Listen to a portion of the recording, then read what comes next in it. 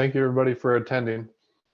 Because this is a short session, I'm going to stay for Kai Allen's presentation on wild and scenic rivers afterwards. And if you had any other follow-up questions, I'll join his Q&A. You can kind of ask both of us. So yeah, just to start, I want to briefly go over a little bit about a resource advisor. I'm going to be brief so I can dive into some other stuff. But I'm just going to talk for a bit, and then I'm going to share my screen and show you guys a couple tools that we're using here locally. Resource advisors split into two categories. There's a READ and a reef. That F on the end means that you're a field-going reef.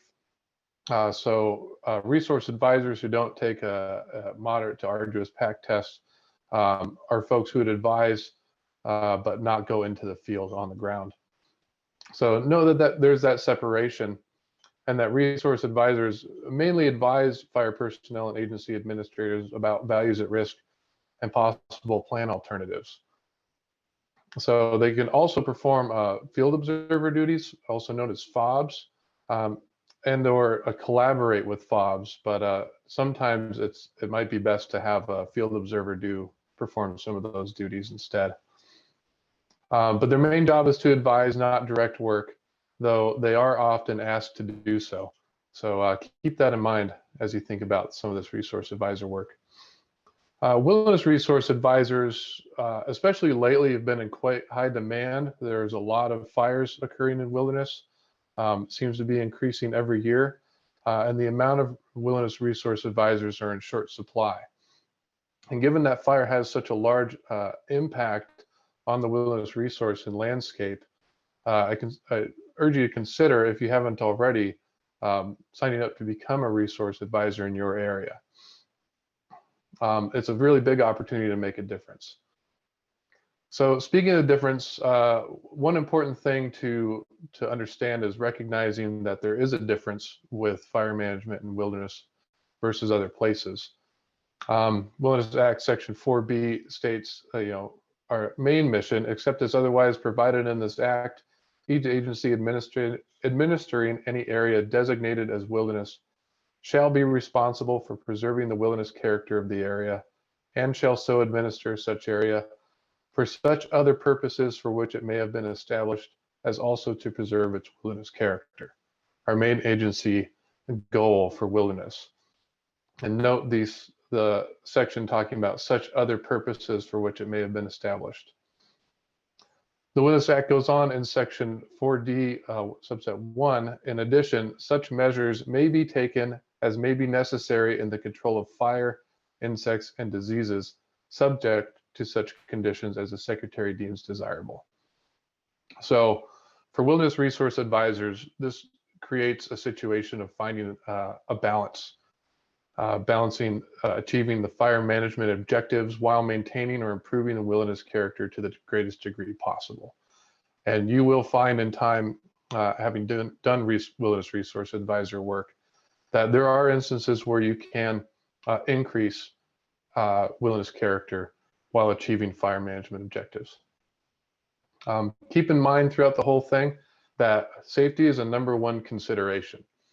Wilderness Reads, are passionate about the wilderness resource and the topic, but nothing should come in and conflict with the safety of the personnel on the ground and working that fire. So I'll talk a little bit about first engaging fire locally. As a wilderness resource advisor, I think it's really important to consider developing a plan that collaboratively with your fire management office and doing that early, because that has the best chance of gaining success for fires coming up, whether that be lightning busts, medium to large scale incidents. If you can have this conversation with them early in the season and recycle some of the lessons that you've learned from the past, you're going to be set up way better than trying to figure this stuff out at the time of an incident. It's a good opportunity to work out some of the kinks where some of the goals compete, and to identify some of the low-hanging fruit. So where goals don't compete, you can talk about what opportunities there are to maintain and improve that wilderness character. Where they compete, talk about maybe what alternatives maintain that character to the highest degree possible. I will share with you, if I can here.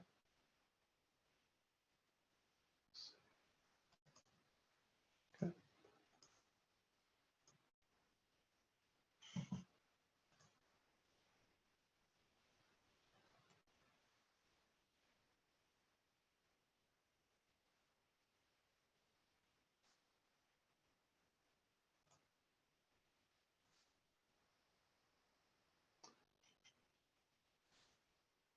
Please let me know if maybe John or somebody let me know when this shows up.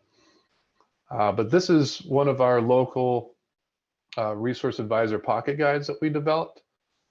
There are other resources out there from which to pull from, but this is one that we developed for our area. I highly recommend folks consider making a pocket guide.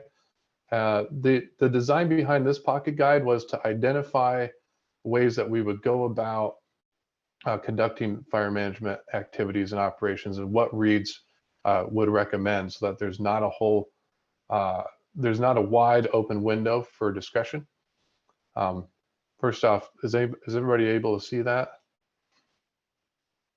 Yeah, we can see it. Okay, perfect.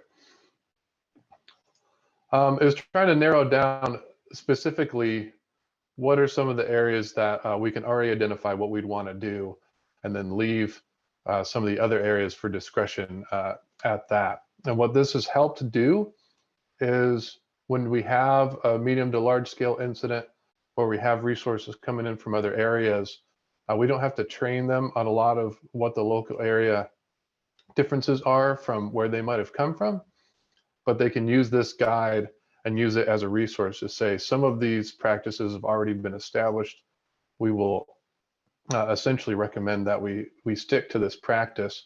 And it gives fire personnel themselves, as well as the reads, kind of a good foundation from which to build off of when they talk about different activities that they're going to do for fire management. And speaking of that, we ran this by some of the other resource advisor groups, and one difference that we made in this version was to categorize it based on activity rather than specialty.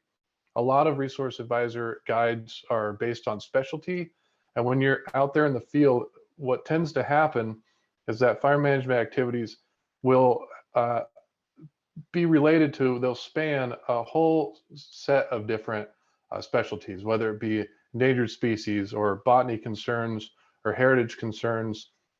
And when you make a pocket guide based on those specialties, you have to sift through the whole thing to find what may apply to your specific situation. So in this guide, we tried to identify the situations that are common, like developing a fire line or a spike camp, and then apply the different concerns or resource situations, essentially with those fire management activities, so that you could zoom right to that activity and think about all the things that might apply and to advise on. And again, both fire and resource advisors could be looking at that and thinking about those ahead of time. Also, something to think about engaging fire locally is having wilderness personnel on the ground with crews. As becoming a wilderness resource advisor, you start to merge your typical wilderness activities with fire management activities. As you do that, you learn things over time, and so do those crews. They learn a bit from you about different ways to go about conducting yourself out on the landscape. So you have a great opportunity to share ideas, concerns, and solutions in real time if you're there with them on the ground, to recycle some of the lessons learned from a last event for the next one. It's an opportunity to really learn what fire does and how they utilize tools to achieve some of the fire management objectives. And just some examples of how this has worked over time is here on the Willamette, where we've done this for going on 10 years now. We've gone from situations where we've had crews chainsawing, bucking lots of log rounds, sometimes turning those into chairs and benches, leaving equipment sometimes in the field, or creating a large campsite out of the vegetated area to crews really focusing on those missed tactics. We were able to kind of share ideas with them, work with them on the ground, talk about alternatives using previously impacted sites, why it's more important to not buck all those rounds into pieces, or maybe how to clean up after the fact if they created kind of a large barren area where they are suppressing the fire, to stay a little bit longer and do some of that cleanup before they leave. And the difference on the ground has been huge. So much so that over time, as we've shared some of those activities, we've been able to co-present at propeller schools and some smoke jumper trainings to be able to talk about and share ideas again with some of the folks coming in as to what the difference is for managing fire in wilderness are, and how we can work together to achieve those fire management objectives and maintain or improve the character while we're out there. So as you start to do this, think about doing it on your unit, or maybe some of you already have. You might already understand that the more you do it, the better you get at it. So starting practicing early, even if you're a little unsure about whether or not you fully understand what to do, I would just encourage that you do it, and let the experts, the fire folks, show you what they're capable of, and you can start to weave in and figure out what some other opportunities for maintaining or improving the wilderness character while maintaining those objectives can be. You have a great opportunity when you're on the ground with them to lead by example. They love asking us questions when we're out there, like, what kind of gear do you use? How do you deal with human waste when you're out here? And you can show them what you can do. And there's been tons of times when it's just things that might seem simple to somebody who's done a lot of wilderness work, really sets a spark in folks who aren't as familiar, to be able to look at alternative ways to conduct their business. Additionally, wilderness resource advisors, I encourage anybody who's thinking about this to also think about gaining an incident commander type 5 qualification. I'd say wilderness resource advising and working alongside those crews can help prime the pump for this sort of qual.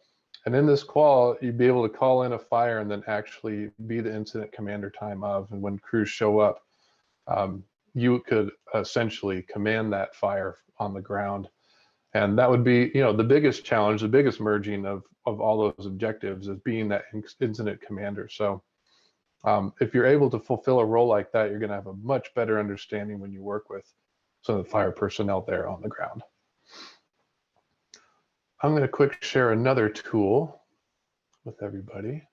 Hey Dylan, while you do that, I might take a chance to address a couple of things in the chat, if you don't mind, while you're pulling up that. And it's kind of some questions. I just lost my chat.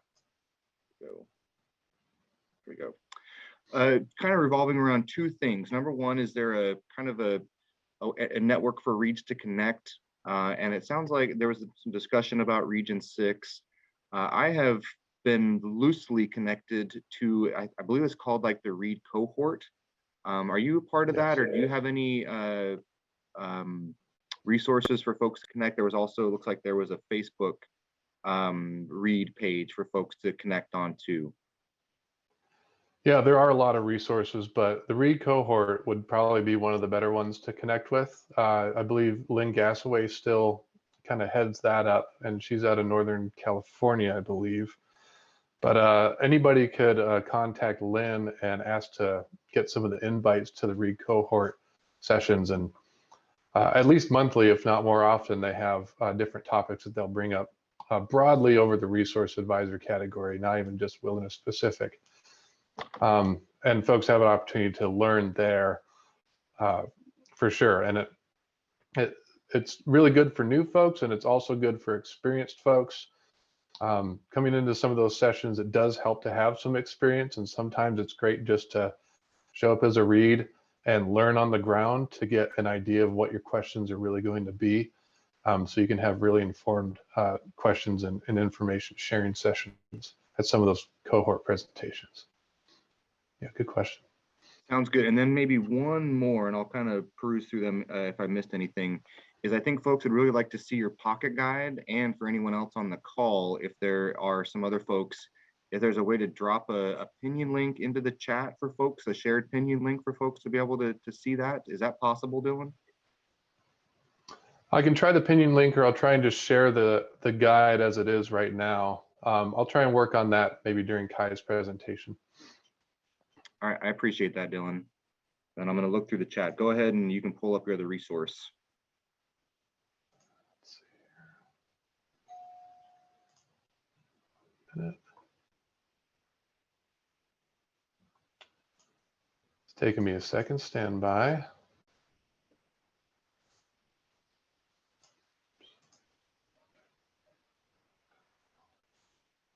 While that's pulling up, maybe one more question. Is your pocket guide wilderness specific, or is it only for fire and wilderness, or does it apply to everything on the Willamette? It applies to everything on the Willamette, but a really good place to house some of our wilderness information, especially for folks who don't know it as well, because resource advising is much broader than being a technical specialist.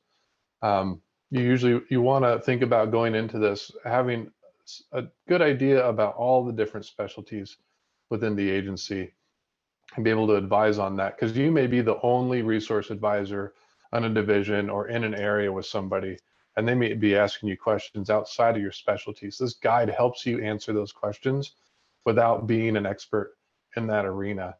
You know, to augment the guide, you can certainly reach out to some of the local contacts and specialists, but you're going to want to be able to inform people and not misguide them, and that's where the guide comes in. And yeah, I should be able to share that with everybody coming up here. The spreadsheet I'm sharing right now is a local area tracking spreadsheet. We developed this, and we might even move away from it into another model, but we're working with our fire shop and also our dispatcher to essentially help identify some of the incidents that we have on our district and which one of those are in wilderness, and add it to this spreadsheet. It could just be an extension of a spreadsheet they're already containing, or it might be something that you have to develop on your own. But you can see the green column essentially is for fires that we were able to visit as a resource advisor, whether it be on the ground or after the fact, to ensure that a wilderness pro has seen it and maybe help mitigate some of the issues that might be lingering there. And the red ones are ones that we haven't visited, and that just helps us keep track and monitor which ones we've been to, which ones we haven't, and kind of what kind of work we've done. So it has a lot of the typical information that you might find on a fire board to keep track of all the fires that they have. And just some notes at the end for notes about what might need to be done in a certain area, given some of the context. This will fill up quite quickly with lightning busts, but will fill up slower with some of the larger incidents. Mainly helpful for some of those lightning busts when you might get 5 to 50 different strikes at one time to help you keep track of all the different personnel that have been on the ground.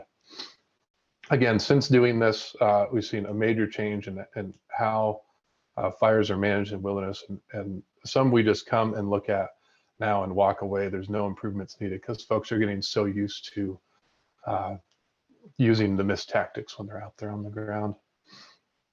And I'd show you, but it's probably going to take too much time since we only have a few minutes left. But another resource we're thinking about shifting this to is field maps, also known as ArcGIS Online, and using a geospatial format to track where these are on the ground. So we may use that, and I'll be presenting on that program that I've been using on Thursday. So for now, I'll end it there, and if folks have other questions, I will be available after Kai's presentation on Wild Scenic Rivers. Appreciate your time. Hey, thanks, Dylan, so much for sharing all that great information.